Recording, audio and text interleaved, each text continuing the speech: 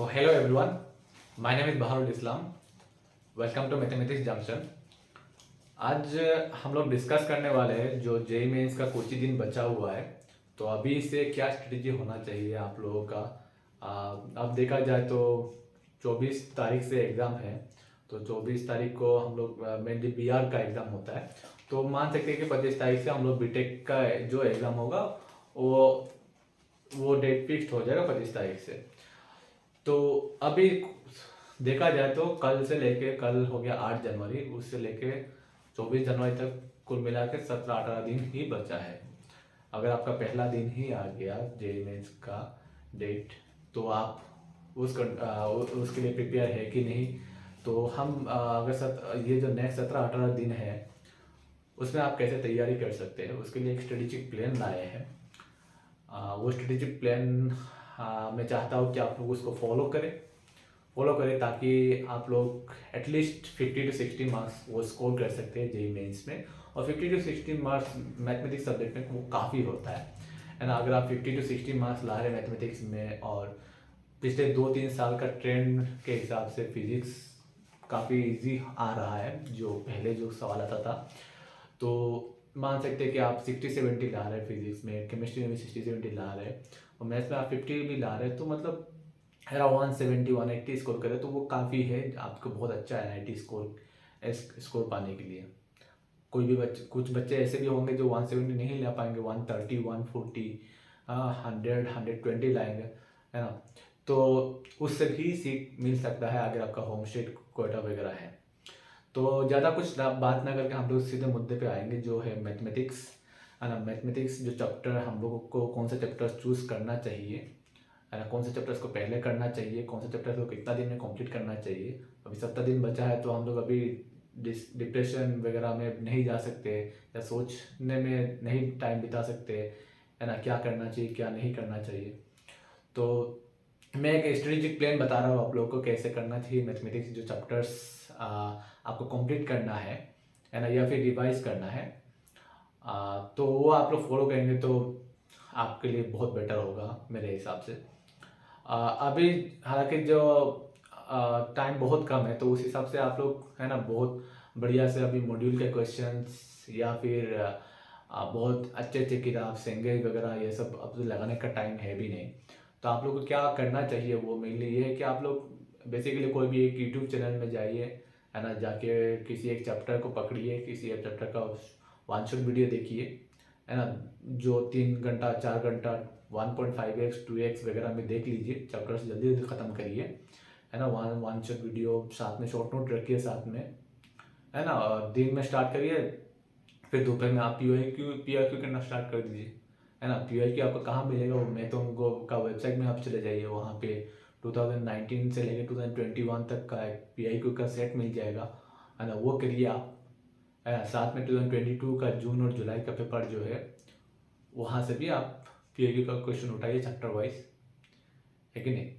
अब ये भी कोई बच्चा बोल सकता है कि मेरे से PIQ बनने में बहुत टाइम लग जाएगा, है ना, इतना क्वेश्चन बना नहीं पाऊंगा। तो थोड़ी ऐसा है कि आपको, है ना, पूरा क्वेश्चन कंप्लीट करना है। आप सब क्वेश्चन कंप्लीट मत करिए, आप टारगेट लीजिए कि अब मेरे को 10 क्वेश्चन करना है ना, खुद से। और 20 क्वेश्चन, अब टाइम इतना है नहीं तो क्या कर सकते हैं, आप सोल्यूशन देखिए, सोल्यूशन देखने से आप कुछ ना कुछ नया सीख लेंगे, है ना।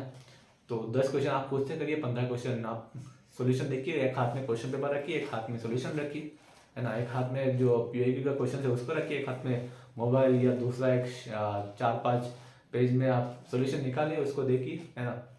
और बीच बीच में क्वेश्चन आप करते रहिए, पेन चलाते रहिए। और मैक्सिमम टाइम आप हाथ मत चलाइए, लेकिन एटलीस्ट दिमाग चलाइए उस टाइम में कि कैसा होना चाहिए वो सोल्यूशन, है ना। तो मेरे हिसाब से अभी के लिए बेस्ट स्ट्रेटेजी यही होगा नेक्स्ट 17 दिन के लिए आप मैथमेटिक्स सब्जेक्ट के लिए, क्योंकि मैथमेटिक्स आप करने लगेंगे बहुत टाइम कंज्यूमिंग है, क्योंकि आप जेमेंस का पेपर काफ़ी लेंथी आने लगा है ना। तो सबसे पहले बात करते हैं आपको कौन से चैप्टर्स करना चाहिए। देखिए, वेक्टर एंड 3D है ना। तो अगर आप कल से स्टार्ट कर रहे हैं तो वेक्टर एंड 3D में क्या होता है, उसमें से 3 क्वेश्चन आता है, कभी वेक्टर में 1 क्वेश्चन आता है, कभी 3D में से 2 क्वेश्चन आ जाता है। तो दोनों चैप्टर्स मिला के क्या होता है 3 क्वेश्चन, और क्वेश्चंस काफ़ी इजी रहता है। उसमें आपको क्या करना है, प्रॉपर्टीज वगैरह याद कर लेना है ना। कुछ कैसे क्वेश्चंस करते हैं वो आप देख लीजिए आंसर वीडियो वगैरह में, है ना, कैसे क्वेश्चन का अप्रोच करते हैं, तो उस हिसाब से आपको 3 दिन में वो बहुत आराम से आपका प्रिपरेशन हो जाएगा। तो वेक्टर 3D आप 3 दिन में कंप्लीट कर लीजिए। उसमें कितना क्वेश्चन है, 3 क्वेश्चन आने वाला है, 3 डेज। कब से स्टार्ट करें, कल से अगर स्टार्ट करें तो 8, 9, 10 तारीख तक आपका ये कंप्लीट हो जाना चाहिए। क्या क्या कंप्लीट होना चाहिए आपका, एक हो गया वेक्टर का, आप 500 वीडियो देख रहे हैं कहीं से, है ना, 3 आवर्स 2 आवर्स जो भी है, जो भी अवेलेबल है ना, जो अच्छे अच्छे फैकल्टीज है उनका देख लीजिए। और उसके बाद आप PYQs में लग जाइए, PYQs करिए उनका, समझ रहे।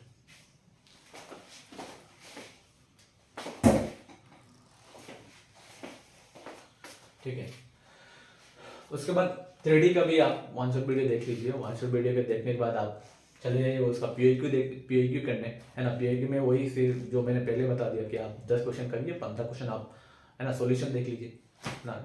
जल्दी जल्दी करना है चीज़ें, जल्दी जल्दी सीखना भी है। अभी अगर आपने पहले भी इतना अच्छा खासा पढ़ाई नहीं किया, है ना, आपको जल्दी जल्दी करना है। ठीक है, तो उसके लिए 8 to 10 जनवरी में आप वेक्टर 3D खत्म करिए। 3 दिन में, 3 दिन काफ़ी है वेक्टर 3D के लिए। 100 video plus PYQ, 100 video plus PYQ, और कुछ नहीं। उसके बाद मैथमेटिकल रीजनिंग स्टैटिस्टिक्स, ये मैं दोनों को एक ब्रैकेट में रखता हूँ, क्योंकि ये होता है काफ़ी इजी स्कोरिंग, है ना, और काफ़ी इजी चीज़, जो मतलब ये 8 क्वेश्चन आप कभी भी मैथ्स पेपर देने जा रहे हैं, ये 8 क्वेश्चन, है ना, मतलब समझ लो आपको बोनस है ना। ये आप नहीं कर रहे तो आप बेकार पेपर दे रहे, है ना। तो आप ऑलरेडी जब मैथ्स का पेपर देने जा रहे हैं, यू आर ऑलरेडी +8 मार्क्स, क्योंकि स्टेटिस्टिक्स का क्वेश्चन आएगा और रीजनिंग का एक क्वेश्चन आएगा, ये पक्का श्योर है ना। तो वो आप क्या है, रीजनिंग को आप मैक्सिमम 1.5 से 2 घंटा आप वीडियो लेक्चर में आप सीख जाएंगे, है ना। स्टेटिस्टिक्स भी आप 1.5 से 2 घंटा में सीख जाएंगे।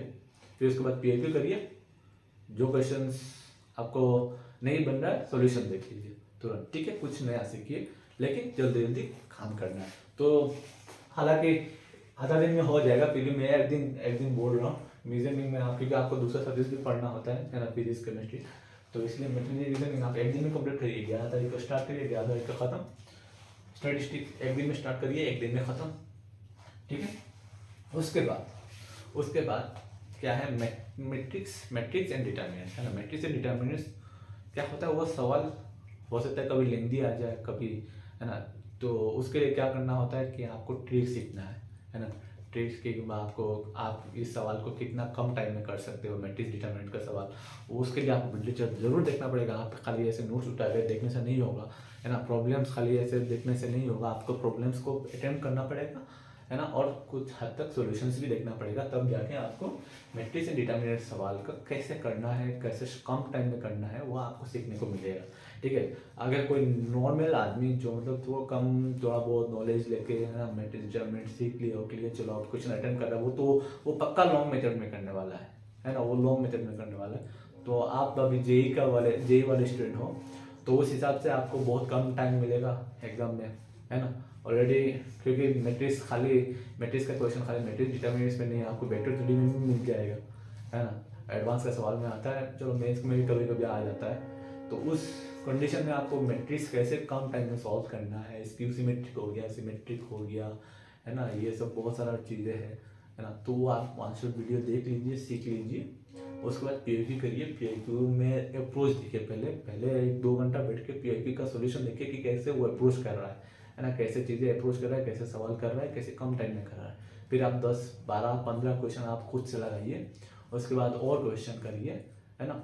हालांकि पूरा 90 to 22 का PYQ आप कंप्लीट करिए, ठीक है। उसके लिए मैं आपको दे रहा हूँ 3 दिन, ठीक है, 3 दिन दे रहा हूँ आपको, है ना। आप 13 तारीख से स्टार्ट करिए, 15 तारीख तक मैट्रिक डिटरमिनेंट्स पूरा कंप्लीट करिए, ठीक है। उसके बाद क्वाड्रेटिक क्वेश्चन, है ना। क्वाड्रेटिक क्वेश्चन बहुत आसान टॉपिक होता है ना, बहुत आसान टॉपिक होता है ना। रूट्स वगैरह, है ना, निकालना होता है, उसमें भी बहुत वास्ट थ्योरी है ना। जो आप, है ना, शॉर्टनेस वगैरह अगर देखेंगे वो भी उतना ही काफ़ी हो जाएगा, है ना। बाकी PYQ देखिए, आप PYQ से सीख लेंगे वो चीज़, है ना। लिमिट्स, क्वांटिटी, डिफरेंशियल, ये होते कैलकुलस वाला पार्ट, है ना। कैलकुलस वाला पार्ट बहुत इंपॉर्टेंट होता है, क्योंकि आप आइदर कैलकुलस को बहुत अच्छे से करिए या फिर 2D को बहुत अच्छे से करिए, ठीक है ना। 2D हो गया मतलब कोऑर्डिनेट ज्योमेट्री। अच्छा, कोऑर्डिनेट ज्योमेट्री को बहुत अच्छे से मास्टर्स कर लीजिए या फिर कैलकुलस को बहुत अच्छे से मास्टर्स कर लीजिए, क्योंकि कैलकुलस में भी आपको 4-5 क्वेश्चन मिल जाएगा, 2D में भी 4-5 क्वेश्चन मिल जाएगा।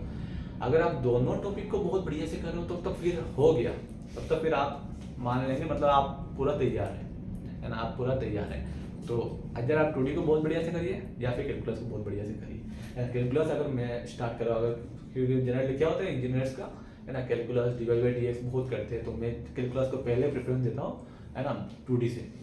तो मेरे हिसाब से अगर आप LCD स्टार्ट कर रहे हैं है ना, LCD आप 2 दिन में आराम से कंप्लीट कर सकते हो, उसमें आपको 3 क्वेश्चन मिलेगा ही मिलेगा। ठीक है, LCD में आपको 3 क्वेश्चन मिलेगा ही मिलेगा। ठीक है, और उसके लिए आप PAQ करिए, बहुत बढ़िया बढ़िया सवाल दिया हुआ है LCD में। ठीक है, तो आप वो क्वेश्चन अटेम्प्ट करिए है ना, क्वेश्चन सॉल्यूशन देखिए, और उसका रिलेटेड जो भी वन शॉट वीडियोस है वो सब आप देख लीजिए है ना। बहुत ज़्यादा टाइम लगेगा नहीं, मेरे हिसाब से 2 दिन बहुत काफ़ी है ना। 2 दिन में आप लिमिट कंटिन्यू इन्वेस्टिबिलिटी कंप्लीट करिए, उसके बाद AOD कंप्लीट करिए है ना। AOD में भी ज़्यादा टाइम नहीं लगता है, 2-3 घंटे में आप थ्योरी आराम से सीख जाएंगे। ठीक है, थ्योरी वगैरह सब कुछ सीख जाएंगे क्वेश्चन के साथ थोड़ा बहुत है ना। उसके बाद PAQ देखिए, एक दिन भी काफ़ी है इसके लिए, बहुत आसान टॉपिक होता है और बहुत स्कोरिंग होता है AOD। ठीक है, और इसमें से क्वेश्चन तो आएगा, 2 क्वेश्चन तो मिनिमम, 2 क्वेश्चन तो आना ही है इसमें है ना। 1 क्वेश्चन आता है कभी कभी, लेकिन 2 क्वेश्चन भी आ जाता है, इंटीजर वगैरह में वो क्वेश्चन 1 डाल देगा।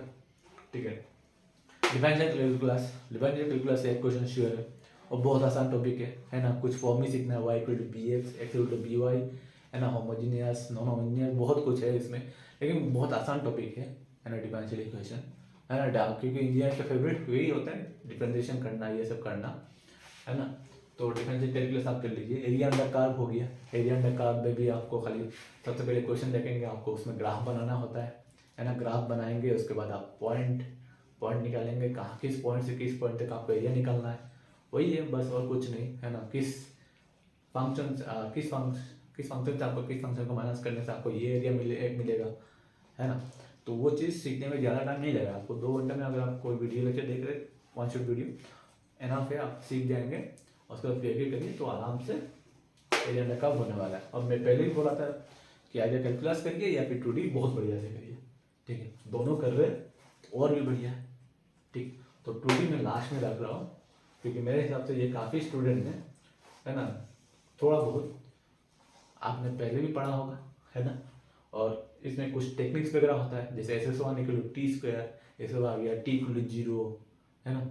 तो ये सब चीज़ इसमें इंक्लूड होता है, वो सब टेक्निक आपको याद होना चाहिए है ना। वो सब आपको वीडियो लेक्चर में मिल जाएगा, शॉर्ट नोट में मिल जाएगा, तो आप उसका यूटिलाइज करिए और उसका क्वेश्चन करिए है ना। उसका क्वेश्चन करिए 3 दिन मैक्सिमम, 3 दिन में। हाइपरबोला से जनरली कम क्वेश्चन आता है, आप straight line, parabola, ellipse, circle में ज़्यादा फोकस करिए और मिक्स का क्वेश्चन देखिए कि मतलब पैराबोला में क्या हो रहा है।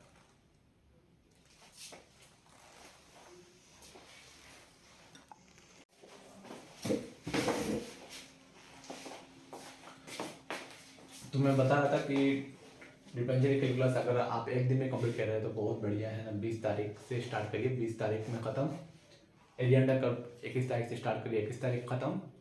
ठीक है, 1 दिन में ख़त्म कर देना है, क्योंकि 2 घंटे का वीडियो लेक्चर देखिए आप है ना, वन शॉट वीडियो देखिए है ना। इसके बाद क्वेश्चन करिए, काफ़ी है ना। उसके बाद 2D में आइए। 2D में आपको क्या करना है, वही स्ट्रेट लाइन मिल जाएगा आपको है ना, सर्कल मिल जाएगा, इलिप्स मिल जाएगा, पैराबोला मिल जाएगा। उसमें क्या है, मिक्सचर प्रॉब्लम्स जो है वो ज़्यादा इंपॉर्टेंट दीजिए कि है ना, वो क्वेश्चन को ज़्यादा पहले प्रेफरेंस दीजिए कि किसमें है ना। सर्कल का क्वेश्चन में इलिप्स का भी कॉन्सेप्ट यूज़ हो रहा है ना। इलिप्स को सर्कल मिला के दे दिया, पैराबोला और सर्कल मिला के दे दिया, बहुत कुछ होता है ना। जनरली वो सबका फेवरेट सर्कल होता है ना। तो ऐसा क्वेश्चन बहुत आता है, तो आप इस चैप्टर को आप ध्यान से पढ़िए है ना। ये जो 4-5 चैप्टर है इसमें 2D में जो 4 चैप्टर है उसको बहुत ध्यान से पढ़िए है ना।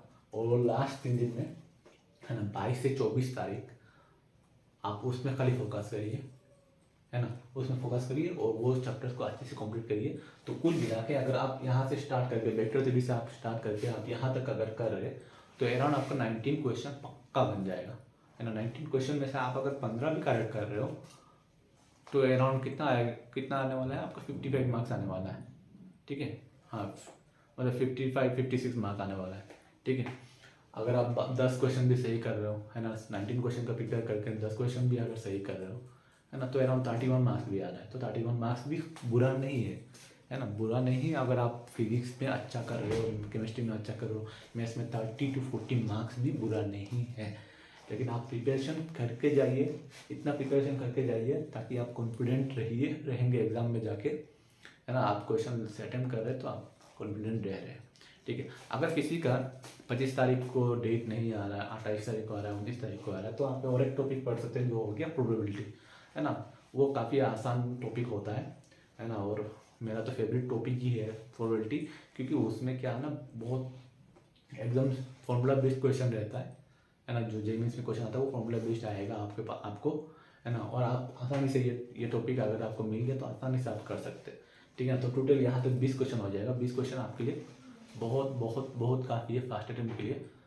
जब तक आप जेईई मेंस 2 में आएंगे तब तक आप पूरा फुल्ली प्रिपेयर हो जाएंगे, तो और कॉन्फिडेंस रहेगा आपका, तो है ना, तो और ज़्यादा अटेम्प्ट कर पाएंगे। लेकिन अभी के लिए आप इतना कर रहे हैं, तो इतना अगर बढ़िया से कर रहे हैं नेक्स्ट 17-18 दिन में, तो आप निश्चिंत रहिए, जेईई मेंस 1 आपका बहुत बढ़िया जाने वाला है, ये भरोसा रखिए, है ना। और ठीक है, तब तक के लिए यही आप करिए, यही आप, है ना। ये जो टॉपिक जितना दिया हुआ है ना, 10 टॉपिक मैंने बोल दिया है ना। और ये प्रोबेबिलिटी आप तब करिए अगर आपको, है ना, यहाँ से अगर टाइम बच रहा है तो करिए, या फिर अगर आपका डेट लास्ट में आ रहा है तो आप प्रोबेबिलिटी को करिए, ठीक है। तो आपका 11 टॉपिक हो जाएगा। आप इतना अगर कर रहे हैं, है ना, तो आपका निश्चित रूप से आपका मैथ्स बहुत अच्छा जाने वाला है ना। बाकी दिन रात मेहनत करिए अभी, है ना। 15-16 घंटे आप खाली रिविजन यही करिए, पढ़ते रहिए, है ना। पढ़ते रहिए, चाहे वीडियो लेक्चर देख रहे हैं, पीओक्यू कर रहे हैं, है ना। अभी खाली वीडियो लेक्चर वीडियो लेक्चर में से मतलब वो भी ऐसा नहीं, मतलब बहुत बड़ा वाला वीडियो लेक्चर वन शॉट देख रहे हैं, और प्लस पीओक्यू, है ना, वही आपका स्ट्रेटेजी होना चाहिए, ठीक है। और बीच में आप कभी कभार, है ना, 3-3 घंटा का टेस्ट वगैरह लगा दीजिए। और मेनली आप ट्राई करिए कि ऑनलाइन प्लेटफॉर्म में आप वो एग्ज़ाम दे रहे हैं, है ना। आपको बहुत सारा कोचिंग सेंटर्स का पेपर मिल जाएगा ऑफलाइन में, है ना, वो भी आप लगा सकते हैं। लेकिन ऑनलाइन अगर आप प्रैक्टिस करें तो वो ज़्यादा अच्छा रहेगा। आपको प्लेटफॉर्म मिल जाएगा, जैसे एनटीए अभ्यास में अगर जाएंगे, है ना, उसका एक ऑफिशियल वेबसाइट है, वहाँ पे भी आप ऑनलाइन एग्जाम दे सकते हैं। या फिर एम बाइव हो गया, वो एम बाइव में शायद खरीदना होता है ना, सब्सक्रिप्शन, तो उसमें भी आप दे सकते हैं। लेकिन आप अगर नहीं खरीदना चाहते तो एनटीए अभ्यास में भी जा सकते हैं, क्योंकि वो मेनली एनटीए का बना हुआ है ना। तो उसमें आप ऑनलाइन एग्ज़ाम दे के देखिए, है ना, आपके लिए बहुत हेल्पफुल रहेगा वो चीज़।